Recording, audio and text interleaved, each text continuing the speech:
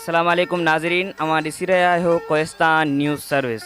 थाणो बुलाखान में पाकिस्तान तहरीक इंसाफ मिनाटी विंग जे मरकज़ी सीनियर नायब सदर ऐं कोहिस्तान जे समाजी सुधारक राजा हसनमल मंगलाणी पारां प्रेस क्लब थाणो बुलाखान जे नवनि उहिदेदारनि जे मान में आजाणो ॾिनो वियो। अजाणे खे राजा हसनमल मंगलाणी डॉक्टर मोहनमल मंगलाणी ख़िताब कंदे चयो त मंगलाणी परिवार कोहिस्तान जे माण्हुनि जी सिहत ऐं तइलीम जे हवाले सां हमेशह बिना कंहिं फ़र्क़ जे ख़िदमत कई आहे। हिन वक़्तु बि तइलीम ऐं सिहत जे हवाले सां थाणो बुलाखान में बिना लालच जे ॿ इदारा कमु करे रहिया आहिनि।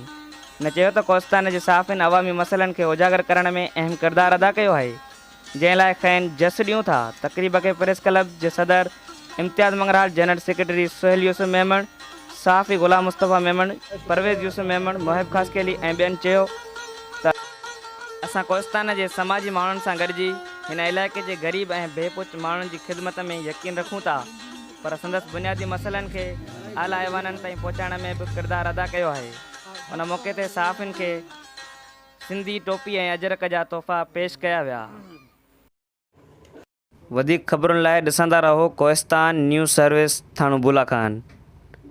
Report Kohistan news service team Thano बुलाखान।